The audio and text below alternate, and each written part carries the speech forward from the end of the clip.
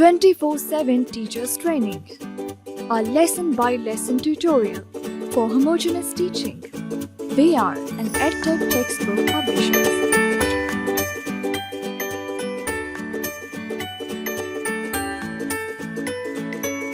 بسم اللہ الرحمن الرحیم۔ السلام علیکم محترم ٹیچر، سنو مین پبلشرز کی جانب سے خوش آمدید۔ یہ سیشن پہلی جماعت کی واقفیت عامہ کے باب نمبر 4 پر ہے۔ عنوان ہے میرا خاندان اور میرے دوست۔ آئیے ایک نظر ڈالتے ہیں حاصلات تعلم پر۔ اس باب کے اختتام پر طلبہ اس قابل ہو جائیں گے کہ اپنے خاندان کے افراد کو پہچان سکیں۔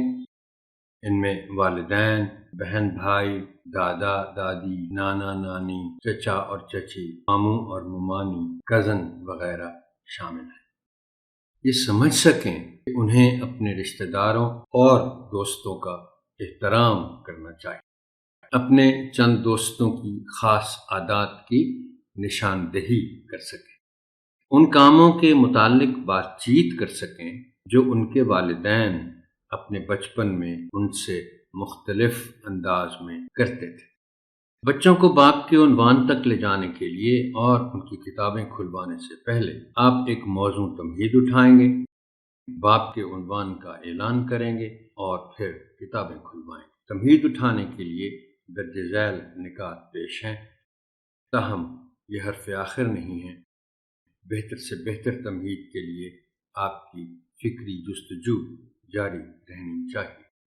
محترم ٹیچر، تمہید اٹھانے سے پہلے میں آپ سے ایک گزارش کرنا چاہوں گا، اور وہ یہ ہے کہ آپ دوران تدریس جب آپ بچوں کو پڑھا رہے ہوں سارے ابواب، یہ کبھی نہ بھولیے گا کہ آپ پہلی جماعت کے بچوں سے مخاطب ہیں۔ آپ کی زبان اور آپ کا لہجہ، آپ کا انداز بالکل ان بچوں کے لیول کے مطابق رہنا چاہیے، اور چاہے سوالات کی زبان ہو، چاہے سوال جواب ہو، چاہے کچھ آپ کسی چیز کی وضاحت کر رہے ہو، تو بولتے ہوئے ان سے بات چیت کرتے ہوئے یہ کبھی نہیں بھولنا کہ یہ پہلی جماعت کے بچے ہیں۔ آتے ہیں تمہید کی طرف۔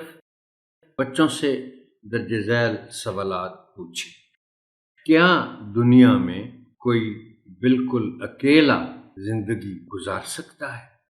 اور اگر آپ کو بچے نہیں میں جواب دے بھی دیں تو اس میں کوئی حرج نہیں ہے کہ آپ ایک ضمنی سوال پوچھ لیں کہ اچھا بچہ یہ بتاؤ، اگر کوئی انسان بالکل اکیلا زندگی نہیں گزار سکتا تو کیوں نہیں گزار سکتا کوئی اکیلا زندگی؟ وہ ظاہر ہے سوچیں گے، تھوڑا بہت بولیں گے بھی۔ اگلا سوال ہے کہ آپ زیادہ وقت کہاں اور کن لوگوں کے ساتھ گزارتے ہیں؟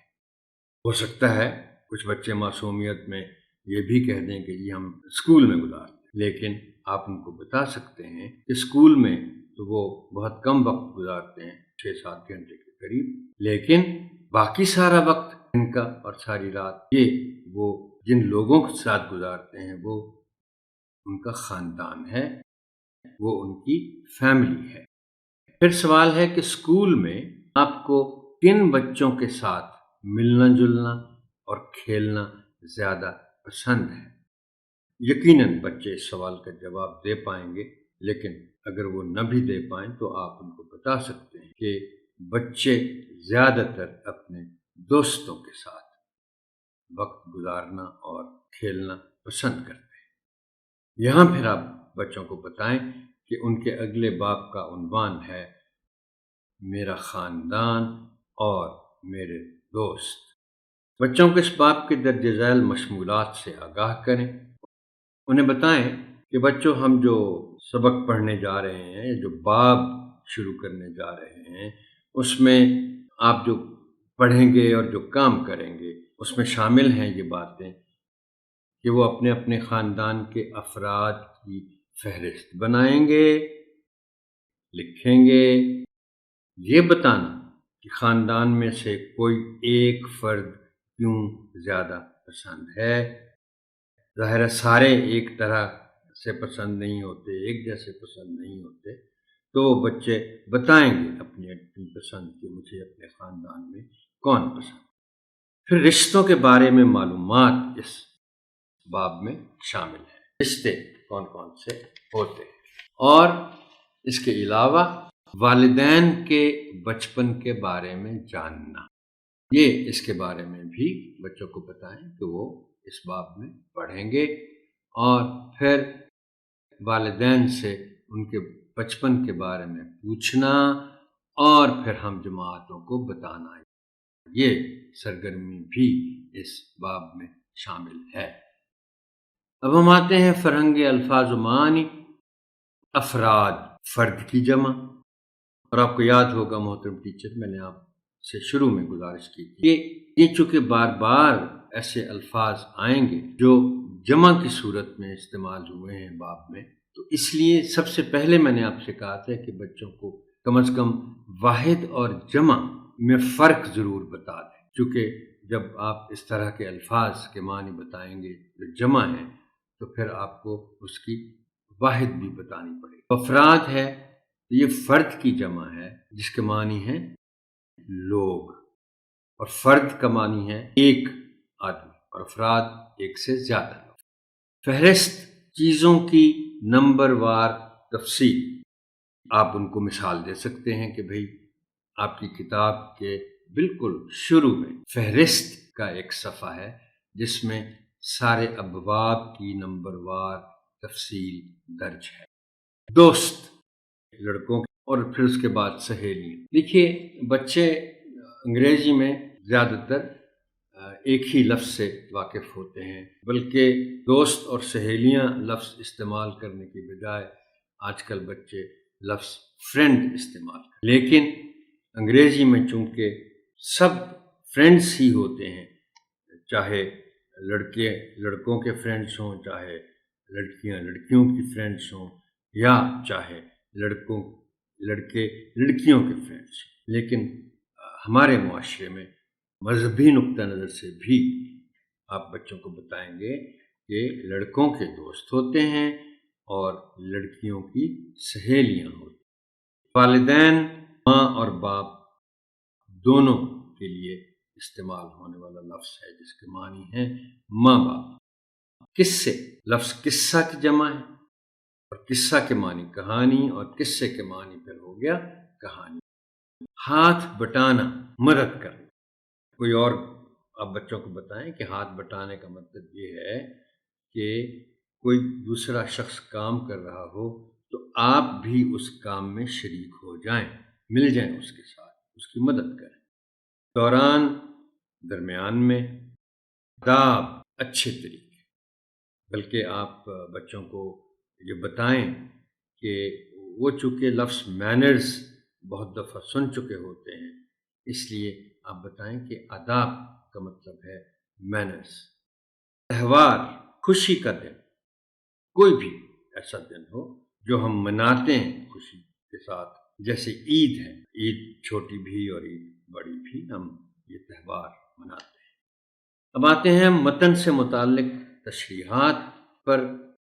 خاندان کی تعریف آپ بچوں کو ضرور بتائیں، اور یہ بتائیں کہ خاندان کا مطلب ہے کہ کوئی بچوں کے ماں باپ، ان کے بچے، اور اگر دادا دادی بھی ساتھ رہ رہے ہیں تو پھر وہ بھی اس میں شریک ہوں۔ اس کا مطلب ہے کہ دادا دادی، ماں باپ اور ان کے بچے۔ پھر آپ نے یہ بھی وضاحت کرنی ہے بچوں کے سامنے کہ رشتہ دار کون ہوتے ہیں۔ رشتہ دار کی وضاحت کرتے ہوئے آپ بچوں کو بتائیں گے کہ والد کے ذریعے یا والدہ کے ذریعے جو رشتہ دار ہیں، یعنی والد کے ماں باپ، والدہ کے ماں باپ، والد کے بہن بھائی، والدہ کے بہن بھائی، اور پھر وہ جو بہن بھائی ہیں ان کے بچے، والد کے بہن بھائی کے بچے، والدہ کے بہن بھائیوں کے بچے،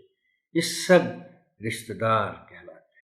دوست اور سہیلیوں کے الگ الگ الفاظ کیوں ہیں یہ میں پہلے بتا چکا ہوں فرہنگ الفاظ و معانی کے دوران کہ یہ ہمارے کلچر کا حصہ ہے۔ کلچر تو ابھی بچوں کو سمجھ نہیں آئے گا، مگر آپ یہ بتا دیں گے کہ بھئی ہم لوگ جو مسلمان ہیں اس میں ان میں لڑکوں کے دوست ہوتے ہیں اور لڑکیوں کی سہیلیاں ہوں۔